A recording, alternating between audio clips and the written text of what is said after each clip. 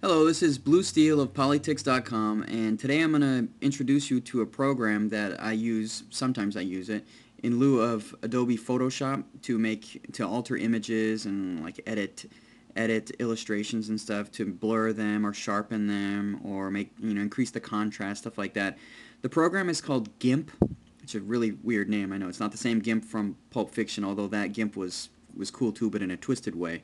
This GIMP stands for New GNU, New Image Manipulation Program. GNU is a non-profit organization dedicated to making and distributing free software. So this is open source. It's a free program to edit and retouch digital photos and other images. But the key thing to remember is that it's completely free, and in GIMP's case, you get a lot for your free. It's a really good program. Compared to Adobe Photoshop Elements 5.0, which I think it compares pretty well to, because it's not as powerful, in my opinion, as the full version of Photoshop CS3, but this Photoshop Elements is the light version of Photoshop.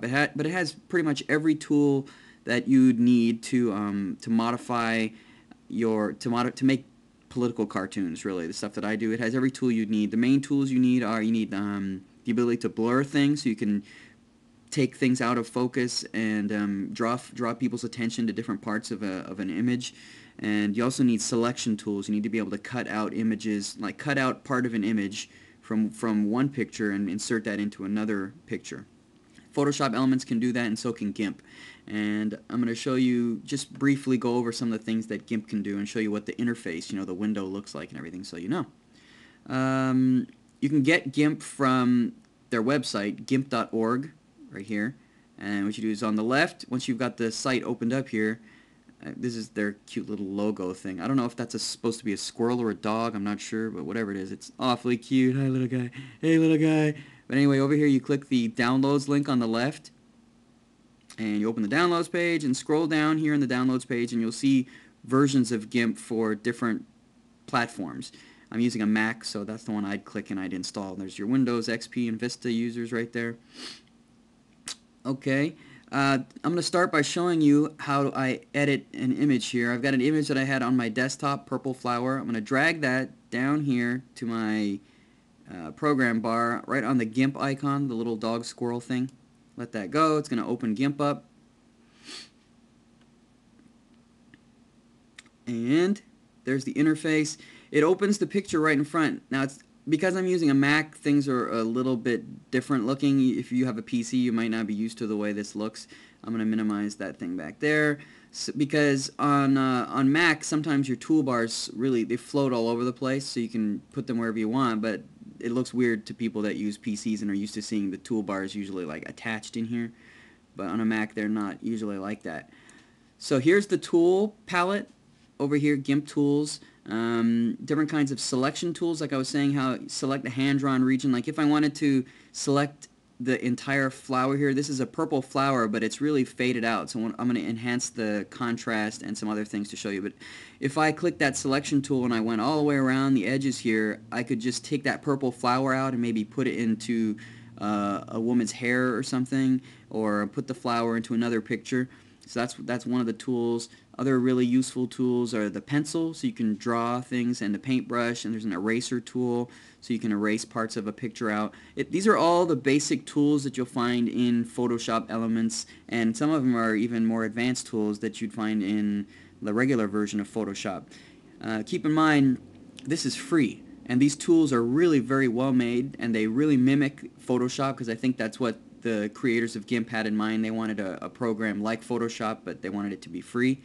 So while the program may be a little bit harder to learn than Photoshop, it's not quite as user-friendly. And just by looking at the screen here, you can see some of these things. I mean, it's kind of daunting if you're not used to these kinds of programs. But you'll get used to it, and just keep telling yourself that it's free, and it can do everything that Photoshop Elements can do. So you're saving some money.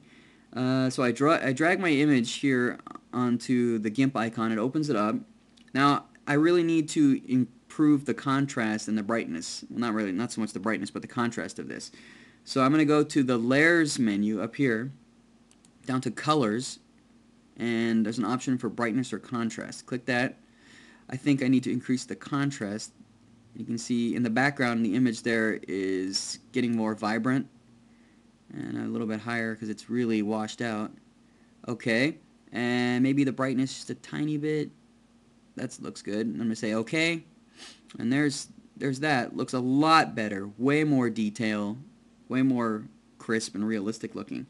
But I still think it looks a little bit blurry, so I'm going to actually sharpen that. So I'm going to go up to the Filters menu, down to Enhance, and then over to Sharpen. And I'm going to adjust the sharpness. I'm going to adjust the slider up a little bit. This is a preview window up top there that I can see a little bit what I'm doing. I'm going to say OK. That looks better. See, you can see more detail in this part of the flower here. Okay, and then I'm gonna, this picture is actually huge. Down here, it's only displaying at 33% its actual size. If I wanted to go 100%, this is from a digital camera. You know how digital cameras do this? When you snap the picture sometimes, these high megapixel cameras, the image is actually huge. And when you're looking at it in this program, it sort of zooms out so you can see more of it, but this is the actual size. It's way bigger than the window can fit. That's too big. I want to email this to somebody. So I'm going to go up to Image, and I'm going to come down here to Scale Image, and this is the actual size in pixels, the little tiny dots on the screen. It's 2272 pixels wide by 1704 high.